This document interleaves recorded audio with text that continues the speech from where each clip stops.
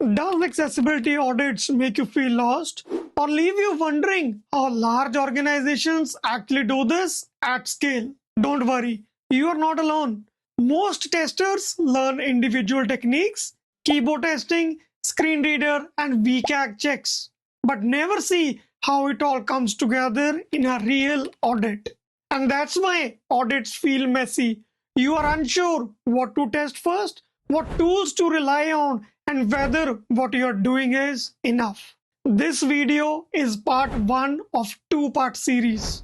In this first part, I'm breaking the entire audit process down into 5 clear, structured steps, the exact framework professionals use before touching a real product. We are not doing the full audit yet. We are building the thinking, structure, and decision making that makes an audit effective.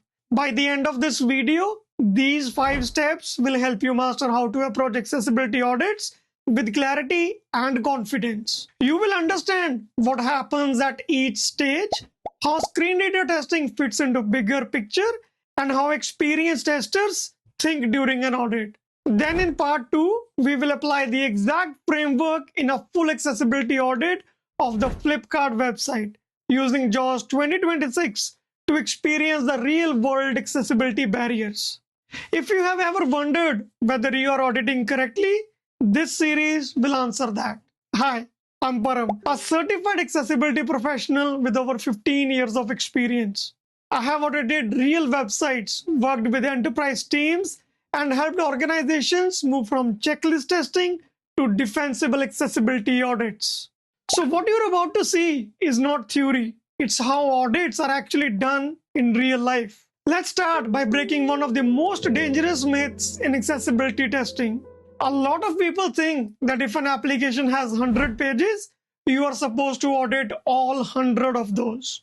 That sounds thorough, but it's actually a sign that you don't understand how modern applications are built. Today's web applications are built using component-based frameworks like Angular, which means same navigation, buttons, models, and forms get reused across the entire product. So that 100-page application is usually built using 10 to 13 unique templates. And here's the critical baseline. If a component is inaccessible once, it's inaccessible everywhere it's reused. And this is where junior testers quietly waste weeks. That's why the first step of real accessibility audit is not testing more pages, it's defining the scope correctly. Identify the unique templates first.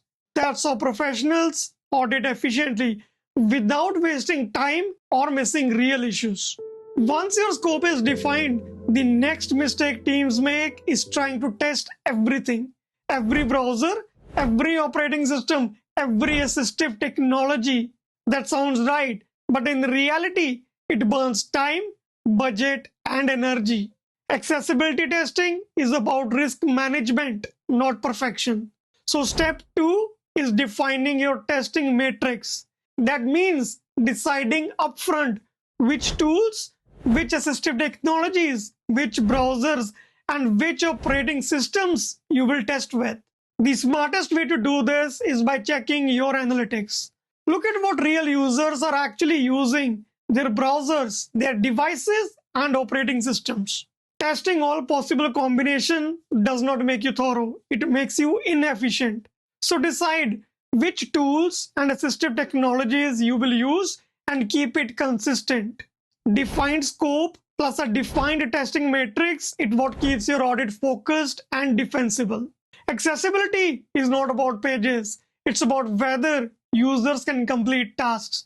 That's why step 3 is defining your critical user flows. User flows are the most important things people come to your website for. For example, they might be searching for a product, adding it to their cart, and placing an order. These flows often cross multiple pages, components, and states, which is exactly where accessibility issues hide.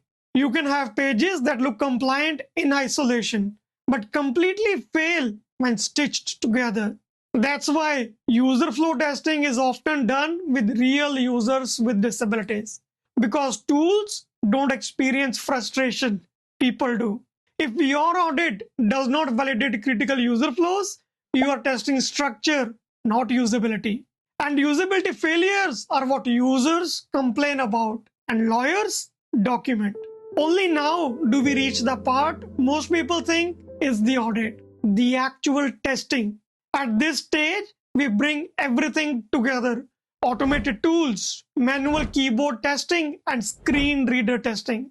This is where we stop asking, does this pass WCAG, and start asking, can someone actually use this? This is also where experience matters, because tools will surface minor issues, but your judgment decides which ones matter. A real audit is not about collecting errors. It's about understanding how accessibility failures break real user journeys. But the audit does not end when testing stops. It ends with a clear and accurate reporting. A good accessibility report does not just list issues. It explains what's broken, who it impacts, how severe it is, and how to fix it. And if you are a team lead, this step is critical, because most development teams are not trained in accessibility. They rely on you to be precise. False positives don't just waste time, they teach teams to ignore accessibility. And once that trust is lost, accessibility remediations stop being taken seriously. Exceptional audits are not about finding more issues. They are about delivering accurate, actionable insights team can actually act on. When you follow these 5 steps, you are no longer guessing. You are auditing with intent. You are not just finding issues, you are understanding impact, validating real user journeys, and producing results teams can trust. This is the level of auditing that holds up in reviews, supports VPAT and ACR reporting, and actually reduces risks. Anyone can run an automated scan, but professionals run audits.